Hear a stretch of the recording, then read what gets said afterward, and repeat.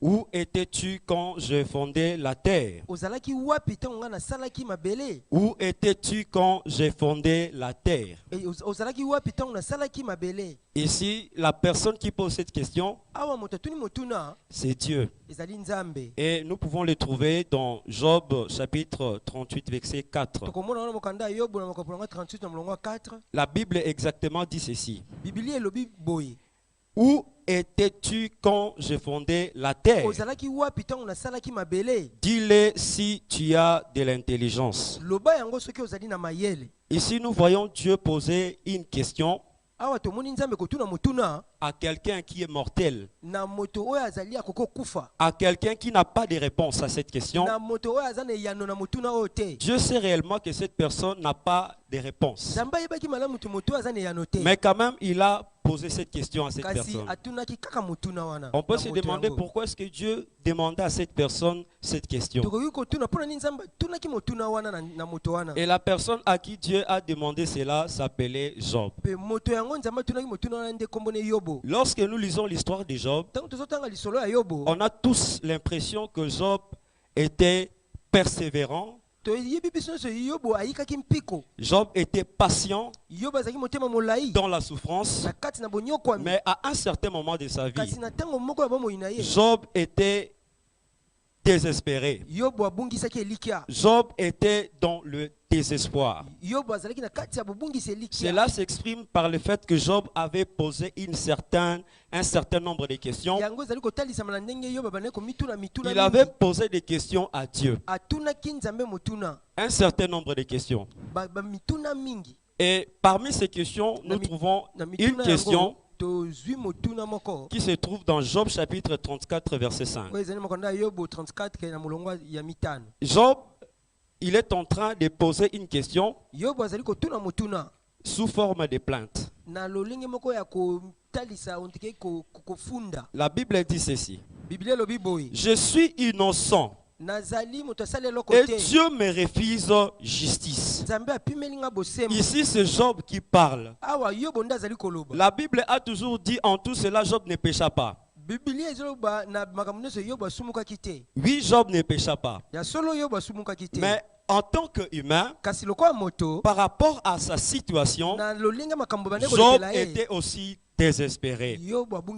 Job n'avait pas péché. Job n'avait pas commis le mal. Mais il voyait sa vie être garnie de problèmes innombrables.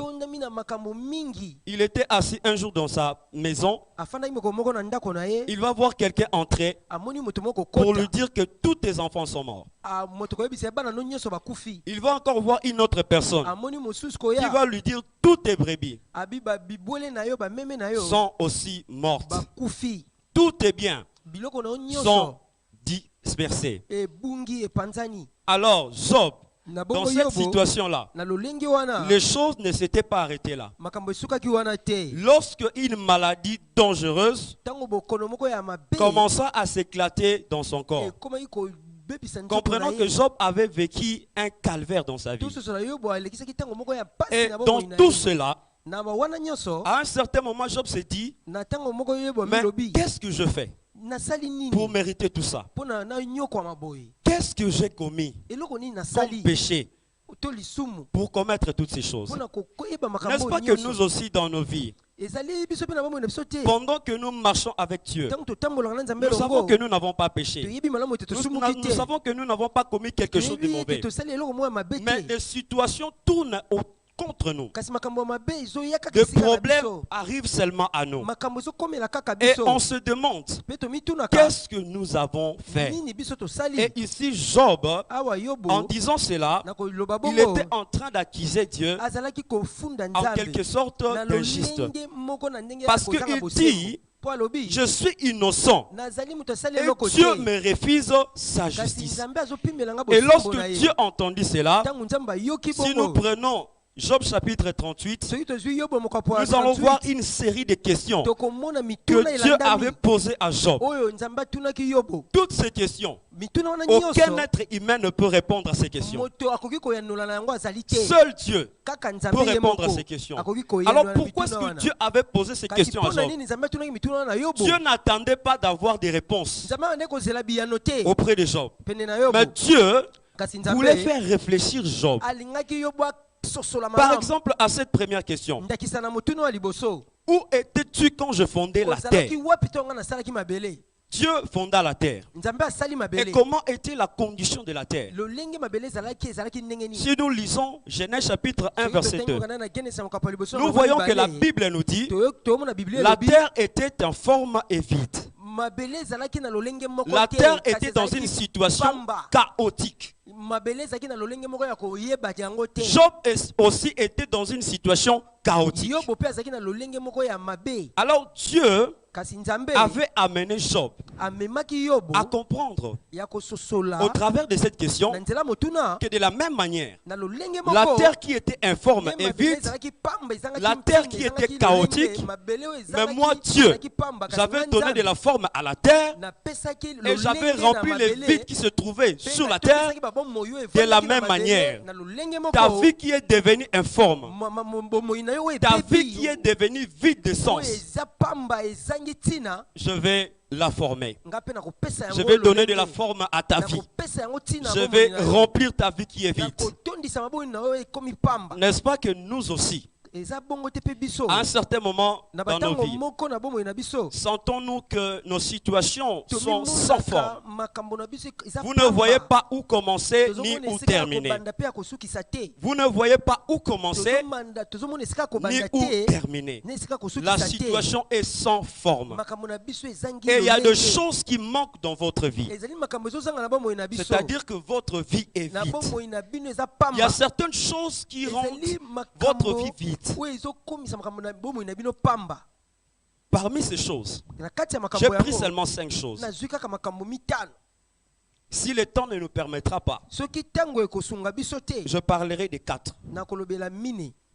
La première chose qui fait en sorte que notre vie soit vide, c'est le péché. Lorsque nous lisons la Bible, nous voyons que Dieu est en train de dire la seule chose qui peut séparer l'homme de Dieu, c'est seulement le péché. Donc le péché, c'est parmi les choses qui rendent vide notre vie. Mais malgré ce vide, le Seigneur a prévu une solution. Une solution qui va permettre à ce que ce vide causé par le péché soit rempli par le Seigneur. Peu importe le péché que vous aviez commis, le Seigneur nous dit dans 1 Jean chapitre 1 verset 9, si nous confessons nos péchés, il est fidèle et juste pour nous les pardonner et pour nous purifier de toute iniquité. Peu importe vos péchés, même si vous aviez tué quelqu'un, même si vous aviez commis de l'adultère, mais si vous confessez, le Seigneur a dit, il est fidèle et il est juste pour vous pardonner. La deuxième des choses qui fait en sorte que nos vies soient vides, c'est la pauvreté. La pauvreté, lorsqu'elle est dans notre vie sera vide. Nous aurons des besoins, nous aurons des envies, mais nous ne serons pas en mesure de les combler parce que la pauvreté crée un certain vide dans nos vies. Mais la Bible nous apprend dans 2 Corinthiens chapitre 8 verset 9 que le Seigneur Jésus s'était fait pauvre pour que nous puissions être riches en lui. Peu importe le vide causé par la pauvreté, peu importe le vide causé par le manque, le Seigneur Jésus était mort non pour rien. Il n'avait pas laissé son trône pour rien. Il s'était fait pauvre non pour rien, mais il s'était fait pauvre Non pour que nous restions encore pauvres, mais pour que nous soyons riches.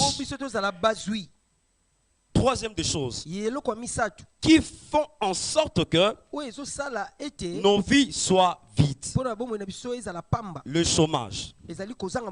Lorsque quelqu'un vit dans le chômage, sa vie sera aussi vide. Parce qu'il aura envie de faire des choses. Il aura besoin d'accomplir certaines choses. Mais il n'a pas la capacité de le faire. Donc il a un certain vide dans sa vie. Il a l'envie de faire quelque chose. Mais à cause du manque de travail, cela a conduit à un vide dans sa vie. Mais peu importe le vide que peut causer le chômage dans nos vies, le Seigneur nous a dit dans Exode chapitre 20 verset 9, tu travailleras. Alléluia. Dieu a dit tu travailleras. Ça ne se discute pas. Il dit tu travailleras. Même si aujourd'hui tu ne travailles pas, la parole de Dieu, la parole incontestable de Dieu dit tu travailleras. Nous allons travailler. Peu importe le chômage, peu importe le manque de travail, nous allons travailler. Parce que tout ce monde appartient à notre Père, appartient à notre Dieu. Le Dieu qui a créé le monde n'est pas seulement créateur, mais il est aussi Abba. Il est Père. Pour nous, il est Père. Pour toutes les autres créatures en dehors du Christ, il est créateur. Mais pour nous, il est Père. Et en hébreu, lorsqu'on parle de Abba, ça signifie aussi source. Donc Dieu est notre source. Source de toute richesse. Même source du travail. Qui croit à cela? Amen. Amen. Amen. Dieu est la source de tout ce dont nous avons besoin. Cinquième chose. Quatrième plutôt, qui fait en sorte que nos vies soient vides, c'est le projet non réalisé. Lorsque j'ai des projets, lorsque nous avons des projets, et que ces projets-là ne se réalisent pas, cela crée une sorte de vide au sein de notre vie. Cela crée un sentiment d'insatisfaction au sein de nous. Mais peu importe le vide qui est causé par la non-réalisation de nos projets, le Seigneur nous a dit dans Jérémie chapitre 29, le verset 11, car je connais le projet que je formais sur vous, projet de paix et non de malheur, pour vous donner un avenir et de l'espérance. Même si nos projets à nous ne se réalisent pas, mais le projet de Dieu pour nous se réaliseront. Dieu ne réalisera pas nos projets toujours. Parce que certains de nos projets ne corroborent pas la volonté de Dieu dans nos vies. Lorsque nous avons des projets et que ce projet ne s'aligne pas dans la ligne directive de la volonté de Dieu, alors Dieu ne peut pas les réaliser. Or Dieu, le projet qu'il a formé pour nous, ce sont des projets qui sont conformes à sa volonté. Et ce projet-là se réaliseront toujours. Et ce sont des projets qui concernent notre avenir. Personne ne peut empêcher ce projet de se réaliser. Dieu avait dit à Joseph, tu seras dominateur sur ta famille. C'était ça le projet de Dieu pour Joseph. C'était ça le plan de Dieu pour Joseph. Et ses frères ont dit, nous allons étouffer cela. Ça ne va pas se réaliser. Et ils sont partis plus loin pour dire, nous allons le tuer et nous allons voir ce que vont devenir ses rêves. Malgré tout ce qu'ils avaient fait, le projet qu'avait Dieu pour Joseph s'était réalisé. Alléluia. Amen. Rien ne peut empêcher le projet de Dieu de se réaliser dans ta vie. Parce que Dieu peut utiliser même tes ennemis qui pensent t'étouffer. En t'étouffant, ils sont en train de te propulser. Et il va utiliser tous les pots de bananes. Dieu va utiliser toutes les pots de bananes comme étant des tremplins pour toi et pour permettre à ce que le projet qu'il avait formé sur toi puisse se réaliser. Alors le Dieu qui nous parle ce matin, il nous dit, lorsqu'il avait fondé la terre, nous n'étions pas là. Et ce qu'il avait fait pour fonder la terre, il avait donné la forme et il avait rempli. Même si nos vies sont vides, même si nos situations sont sans forme, mais le Dieu que nous prêchons ce matin est celui qui donne la forme et celui qui remplit les vides. Laisse que le Seigneur bénisse sa parole. Au nom de Jésus. Amen. Amen. Nous allons prier. Béni sois-tu, Père, parce que tu nous as parlé. Tu nous as dit que c'est toi qui donnes la forme. Tu nous as dit que c'est toi qui remplis les vides. Alors nous venons auprès de toi. Nous venons te présenter nos situations sans forme. Nos situations sans issue. Afin que toi, le Créateur, qui donne de la forme, que tu puisses donner de la forme à nos situations sans forme. Éternel notre Dieu, nous venons te présenter encore nos vies qui sont vides. Nos vies qui manquent de beaucoup de choses. Afin que toi qui remplis les vides, que tu puisses remplir nos vies de riches et de précieuses bénédictions. Éternel notre Dieu, nous consacrons aussi la journée d'aujourd'hui entre tes saintes mains. Bénis notre journée, protège-nous jusqu'à ce que cette journée va tendre à sa fin. Lorsque nous allons arriver à la fin de la journée et que nous allons voir ta main puissante et agissante, nous n'allons pas manquer à te glorifier. Sois notre Dieu, que nous restions tes enfants, au nom de Jésus-Christ. Amen. Amen.